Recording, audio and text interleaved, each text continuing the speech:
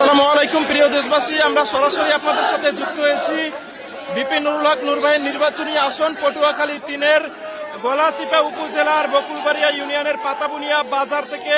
প্রিয় দর্শক, আপনাদেরকে জানাচ্ছি যে এখানে আজকে ভিপি নুরুল হক নূর ভাইয়ের একটি নির্বাচনী গণসংযোগ কর্মসূচি ছিল।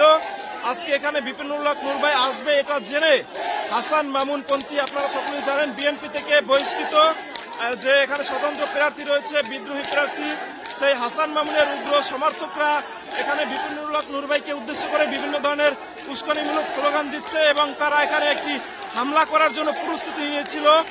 আপনারা জানেন যে এর আগেও এই পাতাবুনিয়া বাজারে ভিপি নুরুল হক নূর ভাই একটি পথসভা করতে এসেছিলেন, সেখানে রাতের বেলায় তাকে অবরুদ্ধ করে রাখা হয়েছিল।